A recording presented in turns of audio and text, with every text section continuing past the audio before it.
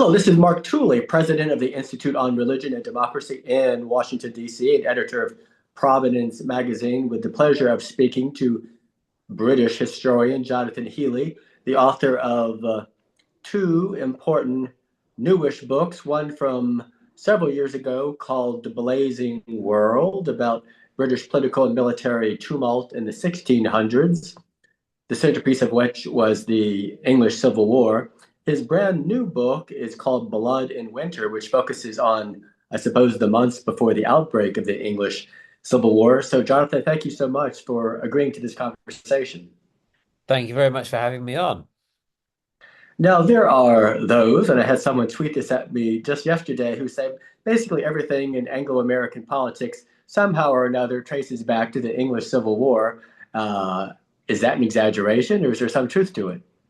I think I think there's more there than we think. I've done quite a lot of work in both books really about the origins of the kind of two-party political system, and in England we normally think of it as appearing in the 1670s with the exclusion crisis, but actually if you look back to the Civil War and the months before it, you're starting to get these kind of two groups within Parliament, which are kind of coalescing into Parliament, into parties.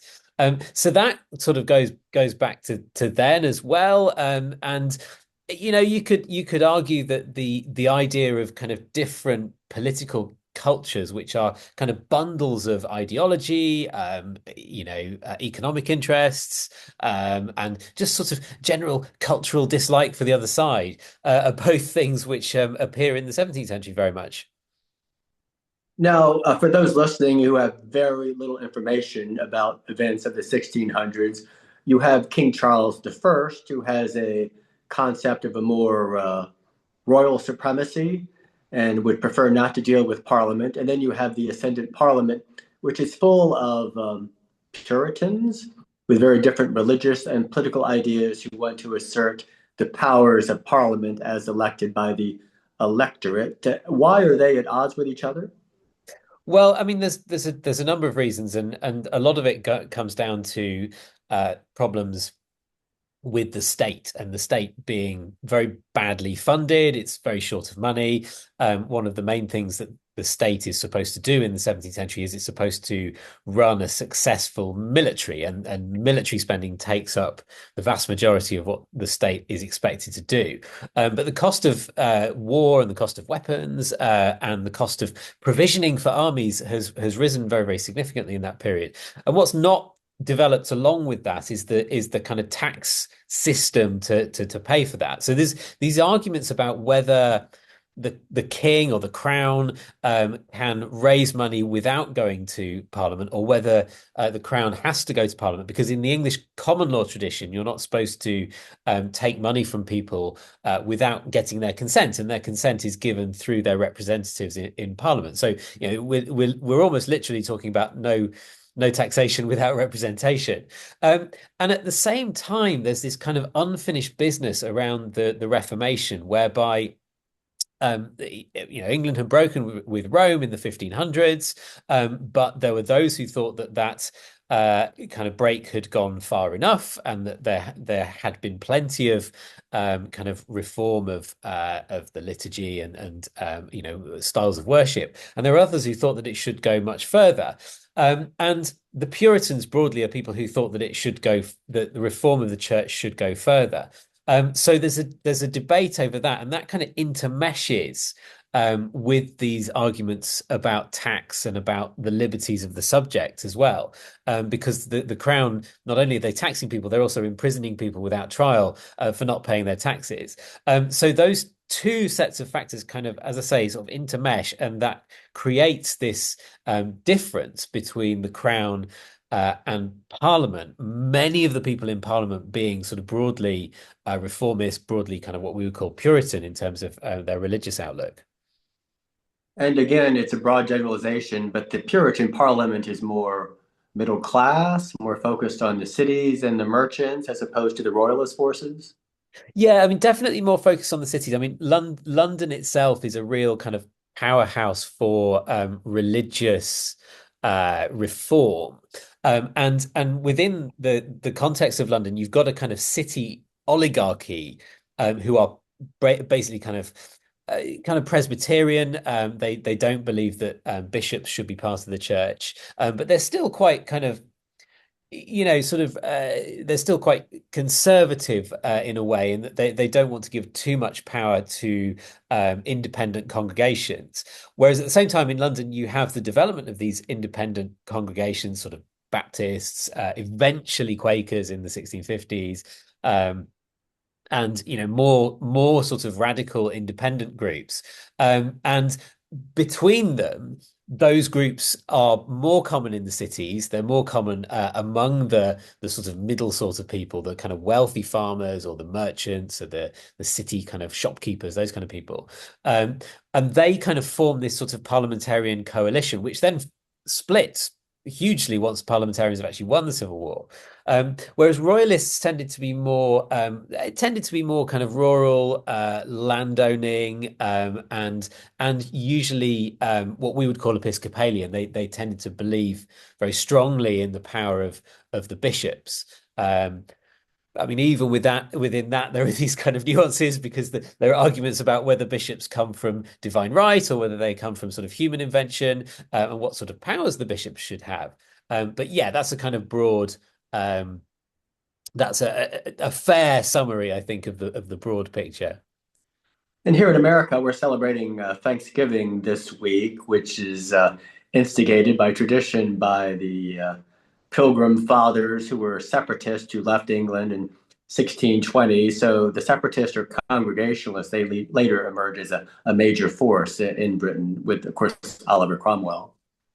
Yeah, and that's one of the things which gives the whole period a lot of its dynamic, because you've not only got these what we call independents, who are kind of Congregationalists who want to stay within the Church of England, but you've also got separatists. And initially, a lot of the separatists flee to the Netherlands or to the American colonies.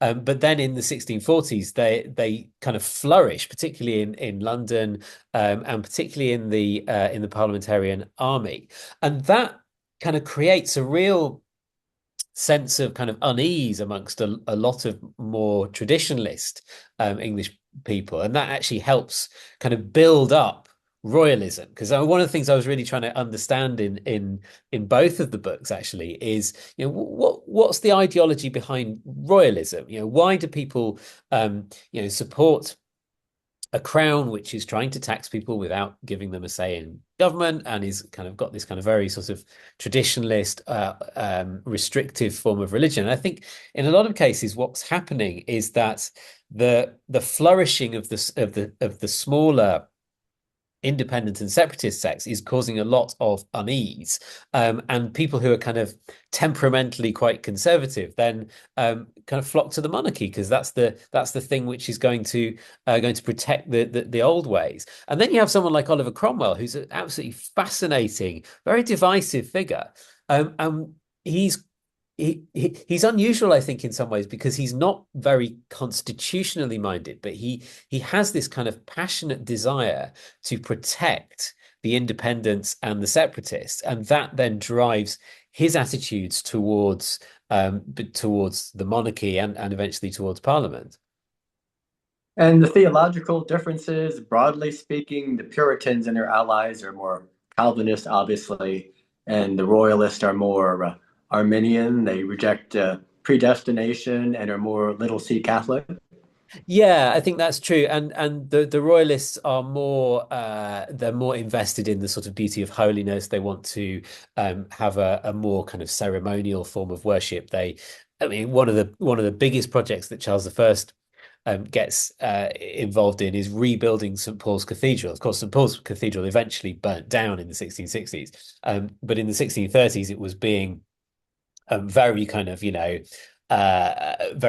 with quite a lot of expense. It was being rebuilt and re-edified and turned into a kind of shining, gleaming, maybe we would say Anglo-Catholic kind of cathedral in the middle of London. What's quite interesting though is that in the 1640s and 1650s, the Puritans start to kind of rethink their views on things like predestination. And one of the sort of classic examples is the Baptists, who kind of appear as a significant congregation in the 1640s. Initially, most of them are particular Baptists, so they've got the kind of fairly restricted idea about salvation, but over time, the general Baptists who believe that anyone can be saved is become much more important, and that I think then well, I mean that also ties in with a development amongst more mainstream Puritans, including people like Richard Baxter, who's sort of a very well-known, very kind of charismatic, very important Puritan minister in the 1650s and 1660s, who then develop a kind of post-Calvinist view of salvation. So I think in some ways it all looks incredibly complex, particularly in the UK today, where a lot of this stuff isn't really very current in the way that maybe it is in the US, I suppose. But I think the big picture is that lots and lots of people are thinking about these things and they're writing about them and they're coming up with new ideas. These new ideas are not just coming from ordained members of the clergy, they're coming from the people, they're coming from women as well as men.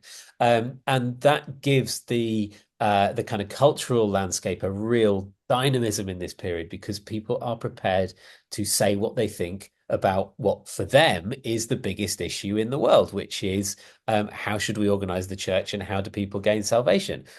So it's really, really interesting for that for that purpose in that way. The English Civil War, it's theological, it's economic, it's political and constitutional, all coming together in a great storm. There are Americans, probably not many British, who would say, "Oh, this is the same conflict over and over. It's the English Civil War, it's the American Revolution, it's the American Civil War, it's the Puritans and the Cavaliers clashing over similar issues." What do you say to that? Well, I mean, there was a British politician who said that we're all still either Roundheads or Cavaliers today. And I think I'm not sure I go quite that far because actually one of the things that is very different about this world, I think, to our own, is that it's not quite as easy to see economic interest at play. In that, for most of the 20th century, I guess that one of the biggest kind of political divides in most Western countries was between different sort of economic interests. Although you could argue that that's shifted more recently. Whereas in the 17th century, it's more about ideas of the power of the monarchy and its ideas about the organization of the church. Now, it is possible to see economic interests in there as well. The merchants, for example, those who are part of the East India Company like to kind of stick with the monarchy because that's where they get their support from. Whereas the independent merchants tended to be parliamentarian. But I think it's a less economically dominated world, I think, to me. Not everyone would agree with that, I think, but I think that's how I read it. Now, almost no one in 1642 is talking about democracy or religious freedom, and yet somehow by the end of all of this, these ideas are coming to the fore unintentionally. How does that happen?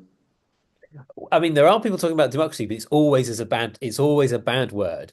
So it's the royalists saying, if we give in to these guys, then we are giving into democracy, and democracy is a bad thing. Because their view is that the constitution should be based on a sort of mixture of the three classical elements, which is monarchy, aristocracy, and democracy. The royalists are kind of fighting against democracy, even though the parliamentarians are not fighting for it.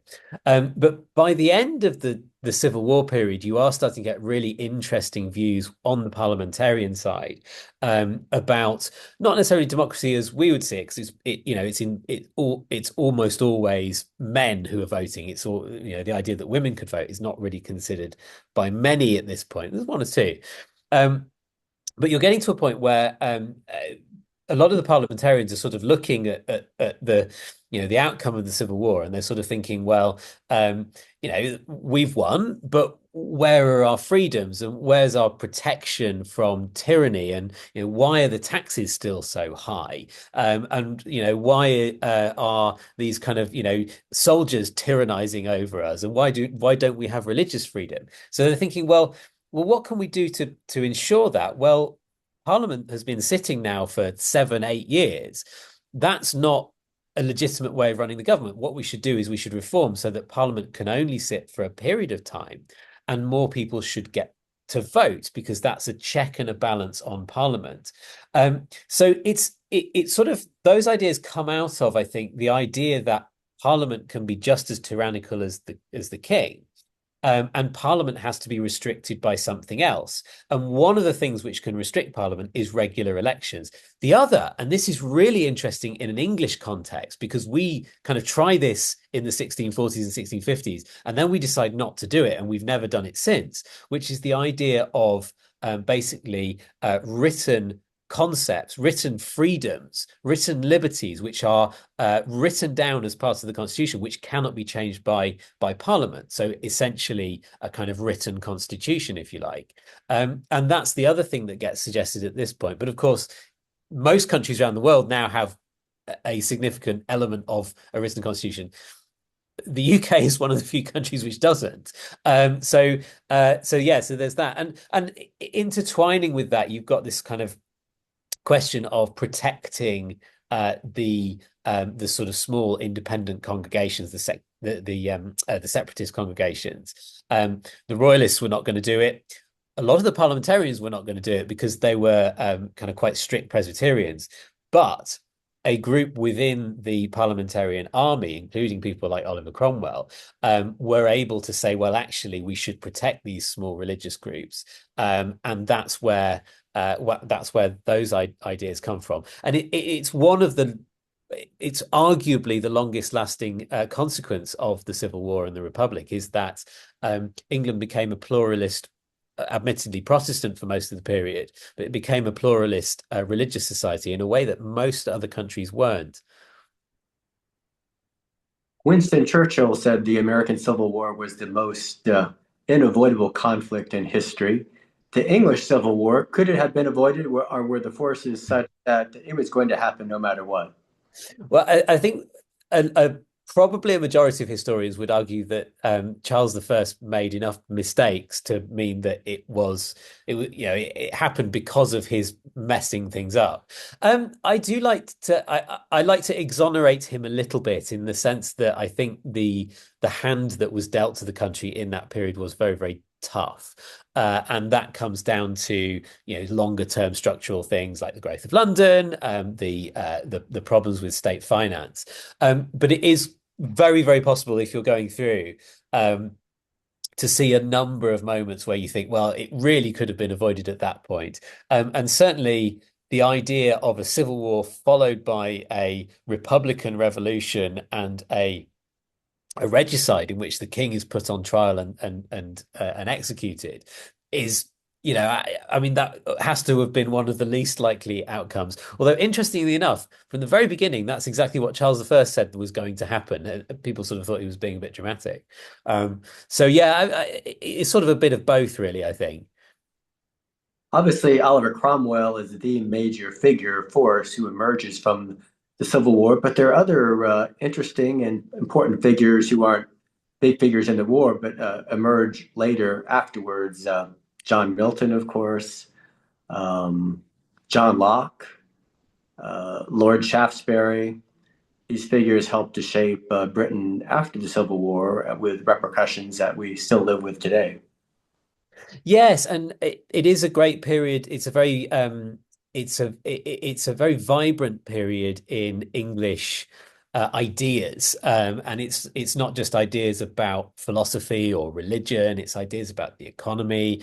Some of my favorite figures are people in the sort of 1670s and 1680s, including one person called Nicholas Barbon, who was the son of a very famous Puritan.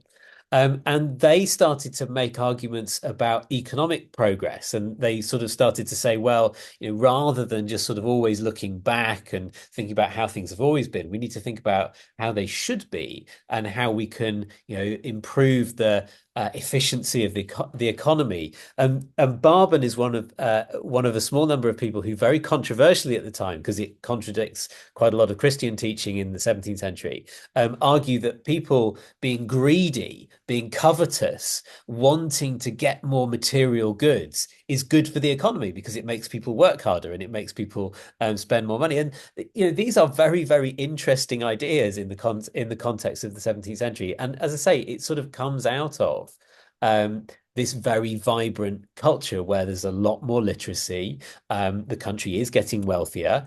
There is this political turmoil, there's this religious turmoil, which is quite, it's quite galvanizing in terms of the way people kind of think about their world. And I think that's what makes it such an interesting period. It just has all these kind of really incredibly interesting ideas and interesting people behind them. Americans tend to think of the Stuarts as in not a very favorable way, sort of tyrannical, and they had to be pushed aside. How do the British think of the Stuarts overall? I think we sort of have the same view, really. We don't tend to have a very positive view of Oliver Cromwell, partly because he's seen as the guy who cancelled Christmas, and he's also obviously kind of connected with the English conquest of Ireland in the 1650s, which included quite a lot of brutality. So I don't think anyone really is seen particularly positively. I think Charles II is often seen quite positively over here because he's the one sort of he's the fun guy who brought back the theatre and all those kind of things. But but yeah, I think our view is probably quite similar to yours in that regard. So the Blazing World covers this whole period across the decades. The Blood and Winter covers the immediate the months and days before the outbreak of the Civil War. What's your next book? Well, the next book is a history of what happens after the Civil War. So it's starting with the defeat of Charles I, and then trying to see how that ended up with what was probably the least possible outcome, which was the regicide. So again, there's lots and lots of these really interesting characters, but again through a kind of quite a specific lens. But it is a wonderful, wonderful story. It's very twisty. There's a lot of intrigue. There's a lot of great characters. There's an awful lot of drama. So I'm writing that at the moment. It's great fun to write. Jonathan Healey, author of Blood and Winter and The Blazing World. Thank you very much for a fascinating conversation. Thank you very much. It was great fun to talk to you.